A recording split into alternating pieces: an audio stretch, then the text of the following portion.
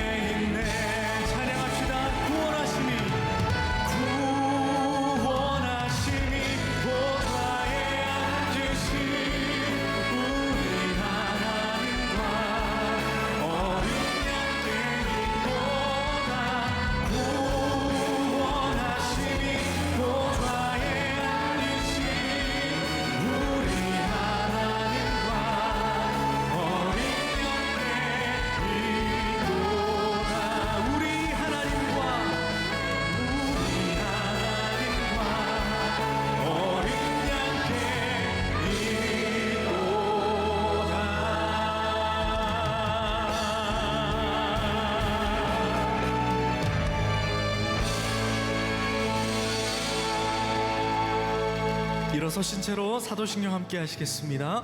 나는 전능하신 아버지 하나님 천지의 창조주를 믿습니다. 나는 그의 유일하신 아들 우리 주 예수 그리스도를 믿습니다. 그는 성령으로 잉태되어 동정녀 마리아에게서 나시고 본디오 빌라도에게 고난을 받아 십자가에 못 박혀 죽으시고 장사된 지 사흘 만에 죽은 자 가운데서 다시 살아나셨으며 하늘에 오르시어 전능하신 아버지 하나님 우편에 앉아 계시다가 거기로부터 살아있는 자와 죽은 자를 심판하러 오십니다.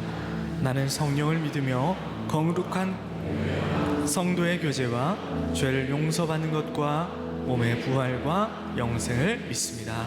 아멘. 다 자리에 앉으시겠습니다.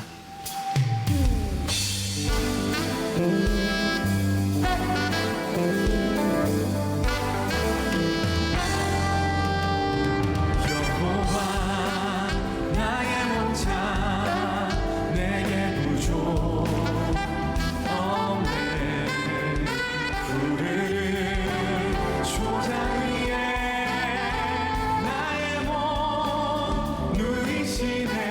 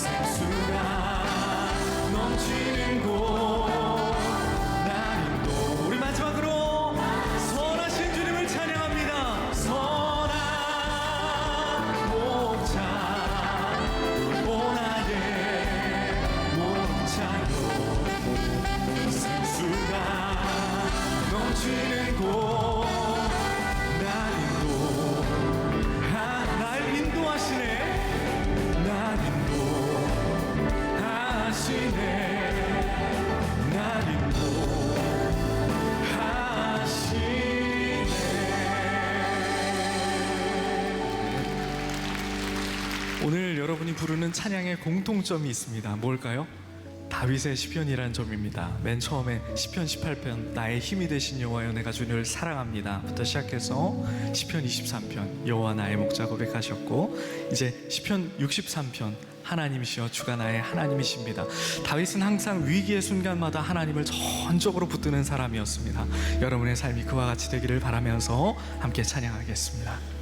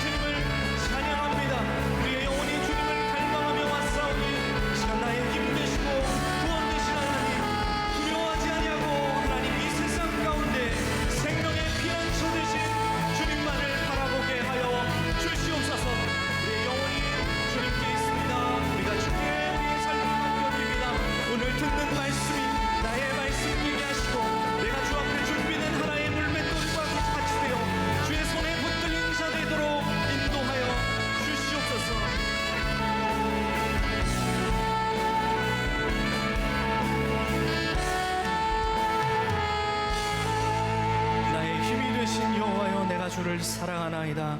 주가 우리의 구원이시니 누가 우리를 무섭게 하리요.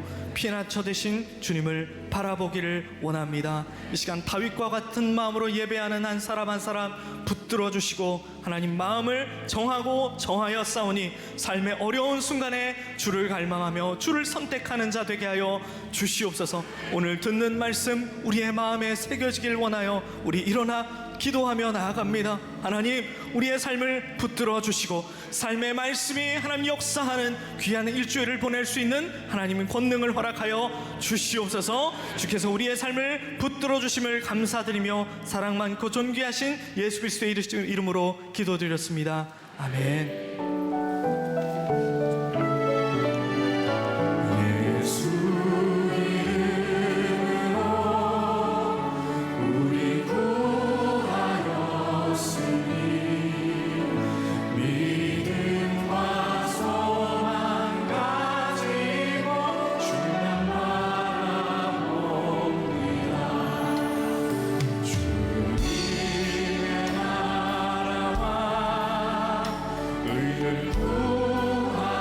구하였으니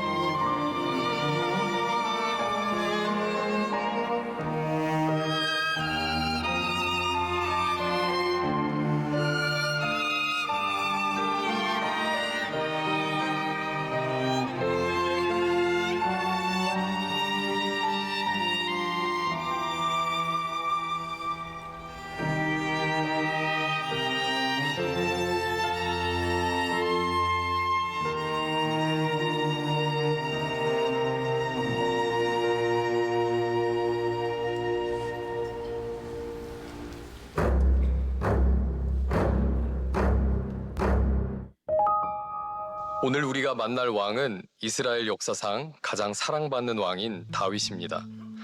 성경은 다윗을 하나님 마음에 합한 사람이라고 평가합니다. 그 이유는 다윗이 완벽해서도 실수하지 않아서도 아닙니다. 그가 양을 칠 때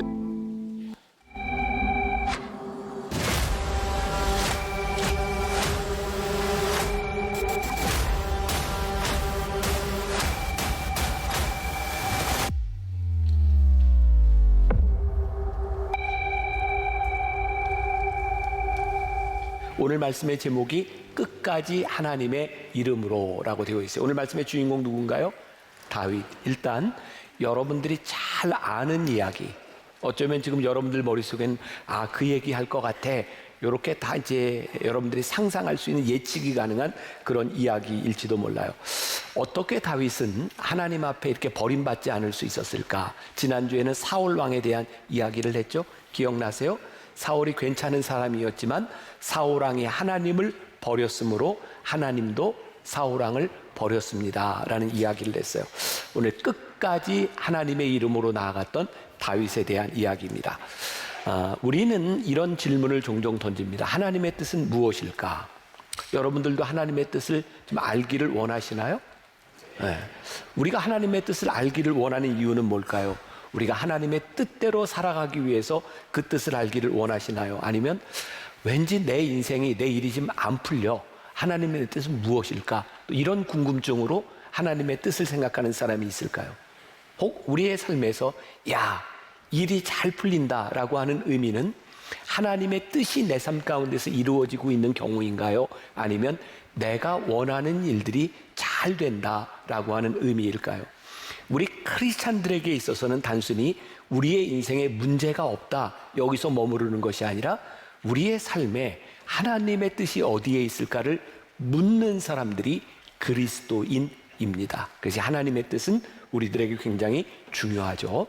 또 이 하나님의 뜻, 저는 또 하나님의 뜻대로 살아간다고 하는 것은 두 가지 차원이 있다고 생각해요. 하나는 하나님의 허락하신 뜻을 경험하는 사람이 있고, 또 하나는 하나님이 인도하시는, 하나님이 주관하시는 뜻을 경험하는 사람이 있습니다. 자, 하나님의 허락하시는 뜻은 어떤 걸까요? 여러분들의 삶에는 다 기도 제목이 있어요. 어떤 기도 제목들은 우리들의 원초적인 욕망적인 것도 있고, 진짜 고차원적인 믿음의 세계에서 하나님의 뜻을 구하는 그런 제목들도 있습니다. 근데 많은 부분은 우리 안에 욕망의 것들이 참 많습니다. 근데 하나님이 우리들의 욕망, 우리들의 원하는 것도, 우리의 기도도 들어주시는 것 같아요. 그런데 우리가 깨달아 알아야 되는 것은 하나님께 허락을 받았다고 하는 것이 그게 하나님의 뜻대로 산다는 것은 아닌 경우도 많다는 거예요. 제가 언젠가도 설교 시간에 그런 얘기를 했죠. 메추라기 이야기를 하면서 이스라엘 백성들이 만나에 감사하지 못하고 고기도 먹고 싶다고 메추라기를 구했을 때 하나님께서 그 허락하셨다고요. 근데 이 사이에 고기가 끼기도 전에 그들이 죽죠. 그것을 무엇이라고 불러요? 기브롯 핫다와 탐욕의 무덤이라. 그들이 원하는 것을 얻었다고 생각했는데 그것은 탐욕의 무덤이 되었던, 성경이 그렇게 기록을 하고 있어요. 지금은 다 큰 제 아들이 한 번은 그런 이야기를 하더라고요. 아빠, 왜 어렸을 때 저를 억지로라도 피아노를 좀 배우게 하시지 왜 안 가르쳐 줬냐고. 배우라 그랬지, 네가 안 배운 거지. 사실 우리들의 삶에는요, 내 마음대로 살아가고 후회하는 경우들도 굉장히 많은 것 같아요. 그런가 하면 특히 이제 결혼에 대한 그런 문제들을 놓고 고민하는 사람들, 청년들이 저에게 그런 고민들을 얘기해요. 목사님, 어떤 사람하고 결혼하면 될까요? 신앙이 꼭 있어야 되나요? 이렇게 묻는, 다는 그렇지 않지만 이런 묻는 그 물음 가운데 하나는 내가 이 사람하고 결혼을 하고 싶은데 뭔가 좀 캥기는 경우들도 있고, 그래서 이제 허락을 구하려고 하죠. 근데 많은 또 이제 결혼한 사람들이 크리스찬과 결혼하지 않은 것 때문에 혹은 신앙이 다른 것 때문에 많은 어려움들을 경험하기도 해요. 하나님이 우리들에게 허락하신다고 하는 것은 우리들이 허락을 받았지만 때로 그것으로 인하여 어려움을 당할 때도 있다는 거예요. 그런가 하면 하나님의 인도하심, 하나님의 주관하심을 경험한다고 하는 것은 어떤 차원이냐면 이런 예를 들 수 있을 것 같아요. 여러분들 그 바다에서 서핑하는 사람들 본 적 있죠? 파도를 탑니다. 파도는 우리가 만들 수 있는 게 아니에요. 그러나 파도가 밀려올 때 보드를 타고 파도를 탑니다. 서핑을 합니다. 우리들이 하나님의 주관하시는 인도하신 뜻대로 살아간다고 하는 것은 하나님의 인도하심에 우리들이 올라타는 거예요. 그러면 하나님의 인도하심을 우리들이 경험하죠.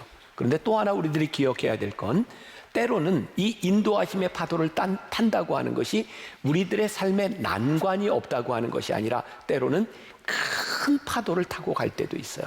중요한 것은 하나님의 인도하심 가운데 우리들이 올라서면 우리들이 지금은 깨닫지 못하지만 하나님이 우리를 이렇게 인도하시는구나 라는 것을 고백하게 됩니다. 자, 여러분들에게 한번 묻겠습니다. 여러분들 여기 나온 이유가 하나님을 믿겠다고 나온 사람들입니까? 아니면 안 믿겠다고 나온 사람들입니까? 하나님 믿겠다고 나온 사람들. 하나님을 믿는다고 하는 건 뭐예요? 하나님의 뜻대로 하나님의 말씀대로 순종하며 살아가겠다는 사람이잖아요. 그런데 여러분들의 인생에서 내가 살아보니 하나님이 나를 이렇게 인도하셔 라는 고백이 없다면 우리가 신앙생활을 잘못하고 있는 거죠. 우리는 어떻게 우리의 믿음 생활 가운데서 하나님이 우리를 쓰실 수 있는 삶을 우리들이 살아갈 수 있을까? 하나님이 우리를 쓰실 수 있는 흔들리지 않는 믿음의 근거는 무엇인가? 오늘 그런 이야기를 여러분들과 함께 나눠보려고 합니다. 오늘 말씀은 너무나 유명한 이야기예요. 다윗이 골리앗과 싸워서 이겼던 이야기. 오늘 말씀에 보면 다윗이 하고 있는 행동을 하나님이 참 기뻐하셨겠다는 생각이 듭니다. 자, 45절 제가 한번 읽어드릴게요. 다윗이 블레셋 사람에게 이르되 너는 칼과 창과 단창으로 내게 나오거니와 나는 만군의 여호와의 이름 곧 내가 모욕하는 이스라엘 군대의 하나님의 이름으로 내게 나아가노라. 지금 다윗이 뭐라고 얘기해요? 나는 하나님의 이름으로 나아가노라. 이 모습을 하나님이 기뻐하셨을까요? 안 기뻐하셨을까요? 기뻐하셨을 것 같아요. 이것도 우리들에게 굉장히 도전이 되는 일입니다. 우리들이 하나님을 믿고 믿음으로 신앙으로 살아간다고 하는데 우리들이 어떤 결정, 우리들의 결단, 우리들의 행동, 우리들의 말을 들었을 때 하나님이 기뻐하실까? 이 물음이 분명하지 않다면 우리들은 올바로 신앙생활을 하고 있는 게 아닐 거예요. 또 하나 중요한 것, 하나님의 뜻대로 하는 일의 특징이 무엇인가? 거기에는 분명히 하나님의 역사하심이 드러난다는 거예요. 46절을 제가 읽어드립니다.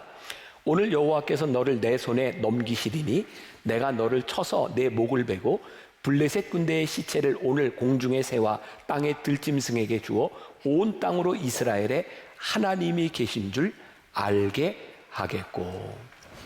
여호와의 이름으로 나아가는데 하나님이 그것을 기뻐하신다고 하는 증거 가운데 하나가 뭐냐면 그것을 통하여 하나님이 계신 줄 알게 하겠다. 하나님의 역사가 나타나게 하겠다. 자, 우리 믿음의 또 아주 근본적이고 본질적인 단계로 들어가 봅시다. 하나님이 기뻐하시는 일을 한다고 할 때에 우리들의 삶에서, 우리는 이제 만나교회 공동체에 있으니까 이 공동체 안에서 하나님의 살아계심, 하나님의 역사가 증명되는가? 이게 분명할 때 우리는 어디에 있어요? 믿음의 자리에 있는 거예요. 오늘 제가 이제 두려움에 대한 이야기도 또 하겠지만 그래서 우리들의 신앙이 두려운 거예요. 우리가 어떻게 끝까지 이 믿음의 자리에 서서 하나님이 쓰실 수 있는 사람이 될 수 있는가? 자, 다윗에게로 이제 돌아와 봅니다. 소년 다윗.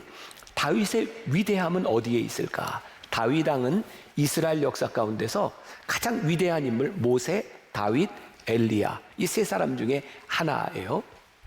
다윗이 오늘 여기 나와 있는 블레셋과의 그 전쟁을 하기 전 다윗은 들판에서 양을 치는 사람이었어요. 다윗은 그의 아버지 이새의 몇 번째 아들이죠? 8번째 아들입니다.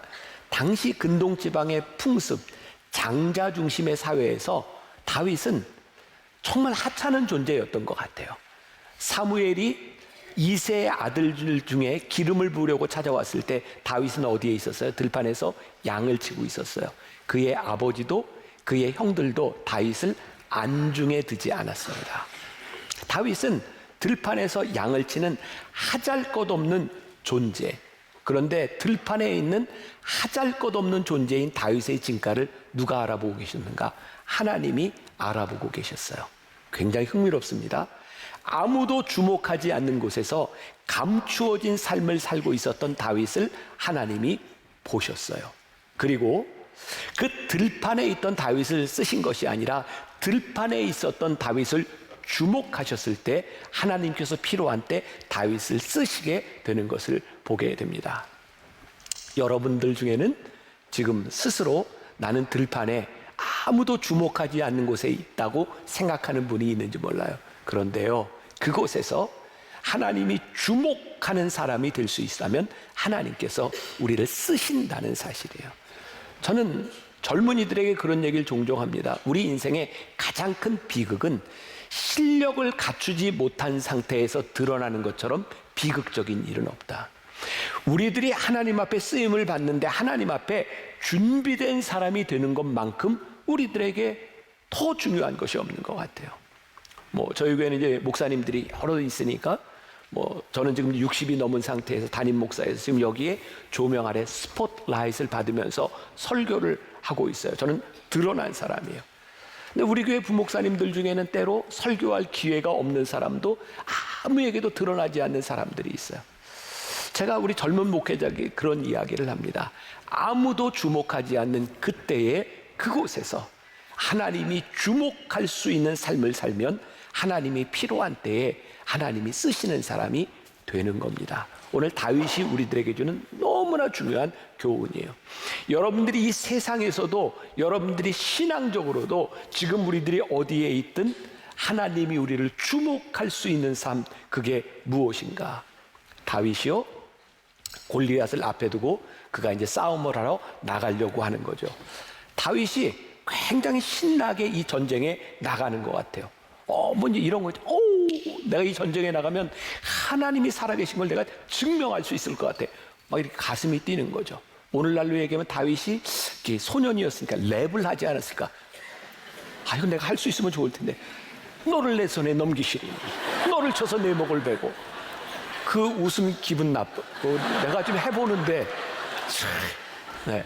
아무튼 다윗이 전쟁에 나가는데 두려운 건 두려운 거지만 그에게 기대가 있는 거예요. 왜?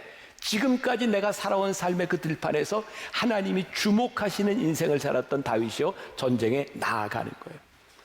또 그런 생각을 해요. 하나님이 쓰시는 사람의 특징이 뭘까? 우리들의 인생의 골리앗과 같은 일들을 얼마든지 맞이할 수 있지만 그 두려움 앞에서 가슴이 뛰는 거예요. 하나님 어떤 일을 행하실까? 이거 전쟁은 하나님께 속한 것인데, 그래서 두려움 가운데서 떨리는 가슴으로 나아갈 수 있는 사람들이 그리스도인이 아닐까. 다윗은 그의 마음에 간직하고 있던 지식을 추상적인 단계에서 머무르도록 한 사람이 아니라 그것을 선포하며 나가는 사람이었어요. 여러분, 또 중요한 사실이에요. 우리들이 믿음으로 하나님을 선포하면 하나님이 드러나는 것이 정상입니다. 그런데 만일 우리들이 믿음으로 살아가고 우리들이 선포하는데 하나님이 드러나지 않는다면 우리는 거짓된 믿음, 잘못된 믿음을 가지고 살아가는지 몰라요. 제가 지난주에 대전에서 집회를 하면서 그 교회에도 그런 얘기를 했어요. 여러분들은 담임 목사님이 설교를 할 때 어떤 마음으로 듣습니까? 대개 우리는 그렇게 들어왔던 것 같아요. 순종하십시오. 하나님의 말씀처럼 들으십시오. 근데 저는 이런 이야기를 했어요. 만일 담임 목사님이 강단에서 설교를 하는데 그것이 하나님이 기뻐하시지 않는 일이라면 그 순종하면 안 되는 겁니다. 그거 기뻐하면 안 되는 겁니다. 여러분들이 믿음으로 살아가는데 하나님이 기뻐하시지 않는 일이라면 그거 잘못된 믿음 생활을 하는 겁니다. 그래서 두려운 거예요. 제가 여기에서 설교를 할 때 이게 진짜 하나님 기뻐하시는 말씀일까? 하나님이 원하시는 말을 내가 여기서 하고 있는가? 우리들이 하나님 앞에서 우리의 믿음을 점검하지 않는다면 우리의 믿음은 하나님의 마음을 떠나갈 수 있는 거예요. 진정한 믿음, 우리들이 하나님을 선포할 때 이 믿음은 하나님의 인격과 하나님의 성품을 벗어나지 않는 것이다. 조금 전에 이야기했던 것처럼 다윗이 믿음을 선포하고 나갈 때 하나님이 얼마나 기뻐하셨을까? 이것이 하나님이 쓰실 수 있는 믿음이 아니겠는가? 다윗 시대에는 주일 예배도, 금요 예배도, 수요 예배도, 새벽 예배도 없었어요. 다윗은 어떻게 하나님과 함께 동행하며 그가 믿음으로 살아갈 수 있었을까? 다윗의 이야기를 보면 그는 그의 삶의 한가운데서 하나님의 임재를 선포하고 하나님의 임재를 느끼고 하나님과 함께 살아감을 고백했던 사람이었다. 우리가 쉬지 말고 기도하라고 하는 것이 매일 우리 꿇어 앉아서 기도하라고 하는 것이 아니라 우리의 삶에 하나님의 임재, 우리들이 하나님을 믿음으로 선포할 때 하나님이 드러나도록 하는가, 우리들이 이 믿음의 고백들을 하고 살아가는지를 우리들이 한번 생각해 볼 필요가 있어요. 오늘 제가 이야기하려고 하는 제일 중요한 포인트 중에 하나, 다윗의 믿음 그리고 다윗의 실력에 대한 이야기를 하고 싶어요. 다윗은 맹목적인 믿음의 사람이 아니었어요. 자, 이제 오해하지 마세요. 제가 믿음을 폄하하려고 하는 것이 아닙니다. 어떤 믿음을 가져야 되는가를 이야기하려고 해요. 자, 이 말이 맞는가 보세요. 다윗이 믿음을 가지고 물맷돌을 던졌더니 골리앗이 쓰러져 죽었다. 맞는데 조금 틀려요. 제가 이제 이거 설명을 하려고 해요. 다윗이 믿음으로 나간 것은 맞지만 다윗이 물맷돌을 던졌을 때 다윗은 맹목적인 믿음이 아니라 물맷돌을 던질 만한 사람이었다는 것에 우리들이 주목해 볼 필요가 있어요. 사무엘상 17장 4절에서 7절까지에 보면 골리앗이 어떤 사람인지에 대한 묘사가 나옵니다. 오늘날로 계산을 한다면 그의 키가 2m 90 정도, 무지하게 큰 키입니다. 그의 몸을 두르고 있던 갑옷의 무게만 57kg, 그리고 오늘날로 환산한다면 그가 가지고 있었던 놋 단창의 창날만 7kg 정도 되는, 그는 굉장히 큰 거인이었습니다. 그런데 이 거인과 골리앗과 싸우는데 다윗이 믿음으로 물맷돌을 들어서 나가서 싸워서 이겼다? 저는 이렇게만 이야기할 수는 없겠다는 생각이 들어요. 다윗에게 믿음이 있었는데 그 믿음으로 살아갈 수 있는 그의 실력은 무엇이었는지를 우리가 보아야 될 필요가 있다. 우리 옛날에요, 운동선수들 중에 금메달 따고 기도하는 선수들 많이 봤어요. 근데 저는요, 그게 기도해서만 된 게 아니라 거기 나갈 수 있는 실력을 갖춘 사람이니까 실력과 믿음이 만나서 역사를 만들어내는 것 같아요. 우리는 때때로 착각을 하고 살아갑니다. 하나님, 저에게 믿음이 있습니다. 믿음이 굉장히 중요한데 하나님이 우리를 쓰실 수 있는 믿음의 실력, 하나님이 우리를 쓰실 수 있는 믿음의 자리에 없으면 하나님이 우리를 쓰실 수 없는 거예요. 다윗의 이야기는 우리들에게 굉장히 중요한 걸 보여주고 있는 거예요. 믿음과 실력. 자, 제가 예전에 설교를 좀 잘못한 게 있어요. 청년들 설교할 때 이 다윗에 대한 설교를 하면서 다윗이 물맷돌을 들고 촥 골리앗을 봤을 때 다른 병사들은, 이스라엘 군대들은 다 겁을 먹고 숨어 있는데 다윗이 물맷돌 들고 탁 나가서 이런 생각을 했을 거다. 이야, 골리앗 저거 무지하게 크네. 이건 대충 던져도 맞는다. 그래서 뭐 이제 그런 자신감이 있었어요. 제가 그런 얘기를 했었어요. 근데 이거 제가 잘못된 얘기를 한 거예요. 골리앗이 무지하게 크기는 한데요, 57kg이나 되는 그 갑옷을 입고 있었던 이 골리앗의 모습을 보면 갑옷으로 가리지 않은 곳이 없는 거예요. 딱 한 군데 이마만 빼고는 다 가려져 있는 거예요. 그 갑옷을 뚫고 들어가서 죽일 수가 없는 거예요. 다윗이 물맷돌을 들어서 던진다면 어디를 맞춰야 돼요? 유일하게 보이는 허점, 이마를 맞추지 않으면 전쟁에 승리할 수 없는 거예요.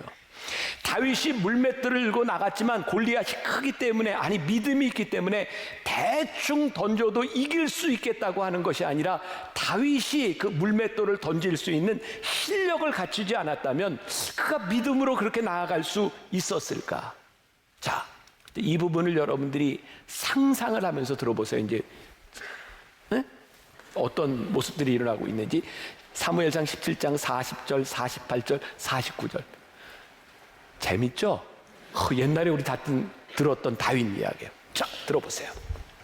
손에 막대기를 가지고 시내에서 매끄러운 돌 5개를 골라서 자기 목자의 제구 곧 주머니에 넣고 손에 물매를 가지고 블레셋 사람에게로 나아가니라.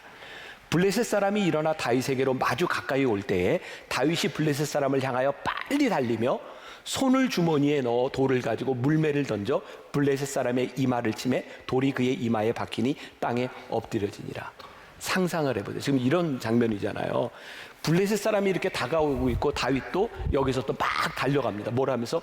쫙 돌리면서 빼서 돌을 넣고 던져요. 이게 얼마나 어려울까 이런 생각이 안 드세요?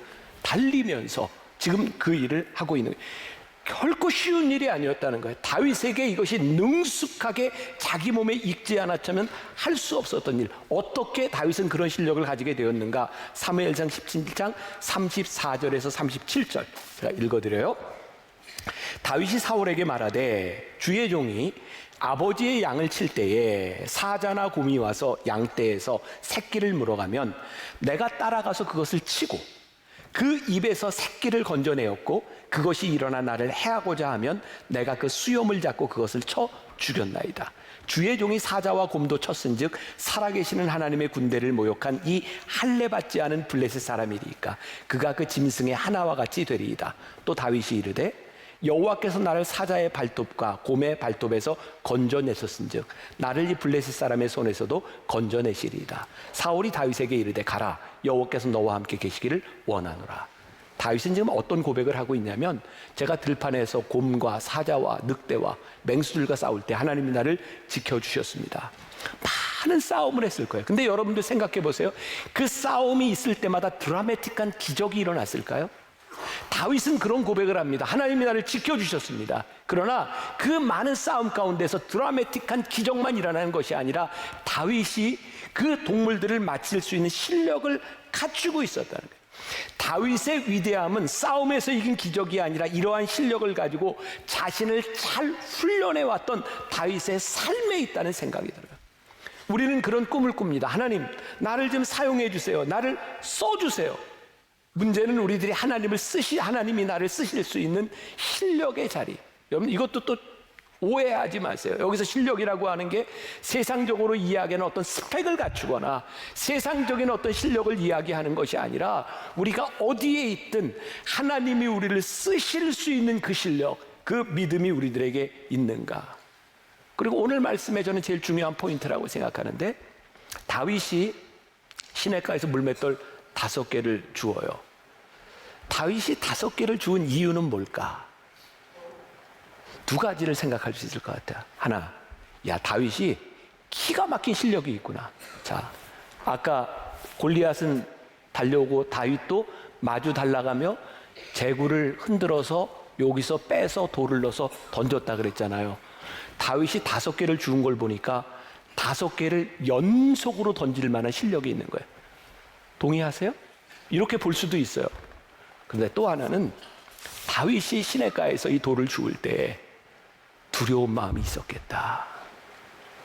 하나만 주운 것이 아니라 하나님, 제가 실패할지도 몰라요. 제가 하나를 더 줍습니다. 다윗이 실력이 없는 것이 아니라 그가 실수할 수 있다고 생각하는 두려움, 단순히 사자나 곰, 늑대와 싸우는 것이 아니라 이제 저 큰 거인과 함께 싸우는데 이거 잘못하면 제가 그 거인에게 사람들이 다 보는 데서 죽을 수도 있는 두려움. 그래서 그가 돌을 주울 때 정말 두려움 가운데 하나님 나를 도와주세요 라고 생각하며 돌을 5개를 줍지 않았을까. 근데 다윗이 나아갈 때, 믿음으로 나아갈 때 하나님이 다윗을 위해 싸워주셨고 다윗과 함께 싸워주셨어요. 그런데 다윗이 나갈 때 얼마나 간절한 마음으로 하나님께 기도했을까?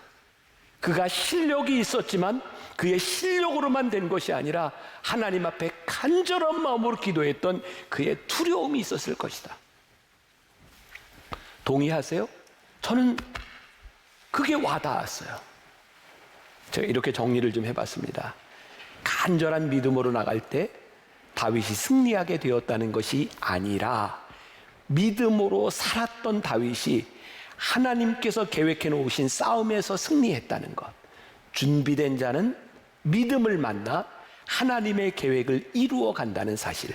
믿음은 단순한 실력이 아니라 믿음의 사람이 믿음으로 나갈 때 하나님께서 함께 싸우시는 것을 경험하게 된다는 것. 근데 우리들은 종종 착각하잖아요. 내가 아무 준비도 하지 않고 하나님이 우리를 쓰실 수 있는 자리에 서지 않고 하나님이 우리를 주목할 수 있는 삶을 살지 않으면서 믿음으로만 기도할 때가 있어요. 하나님 앞에 우리들이 믿음과 실력을 갖추어야 하나님이 우리를 쓰실 수 있다는 것을 기억해라. 마지막 말씀, 물맷돌이 될 때. 저는 이 물맷돌에 대한 영적인 의미를 한번 생각해 봤어요. 다윗이 시냇가에서 물맷돌 5개를 주어요. 그 물맷돌은 특별한 것이 아니었을 거예요. 시냇가에서 누구든지 어디서나 주울 수 있는 돌. 근데 그 돌이 다윗의 손에 들려지고 하나님께서 다윗을 사용하시니까 그 물맷돌이 골리앗을 죽이는 물맷돌이 돼요. 종종 우리는 우리들 스스로 자기를 비하할 때가 많이 있어요. 나는 그렇게밖에 되지 않는 존재입니다. 근데 우리 하나님의 사람들은요, 하나님이 우리를 들어 쓰시면 쓰임받을 수 있는 존재임을 우리들이 믿는 거예요. 그런데 이 믿음이 우리의 실력, 세상적인 실력이 아니라 우리들이 준비될 때 하나님이 쓰실 수 있다는 것을 믿기 때문에 우리들의 부족함과 컴플렉스가 그것으로 끝나지 않는 거예요. 제가 언젠가도 설교 시간에 한번 그런 고백을 했던 적이 있어요. 저는 참 오랫동안 저는 컴플렉스 속에 이렇게 살았던 사람이에요.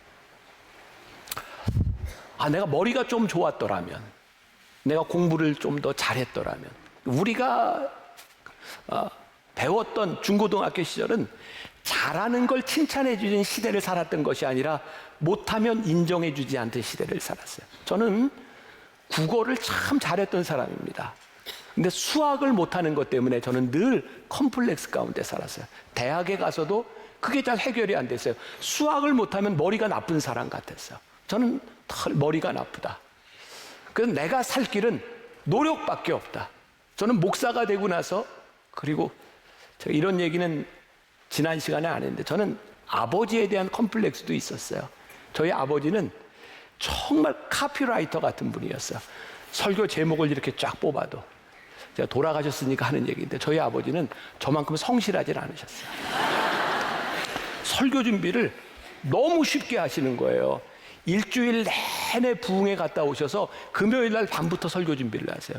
그리고 토요일 날 새벽, 어떤 때는 주일 새벽까지 설교 준비를 하세요.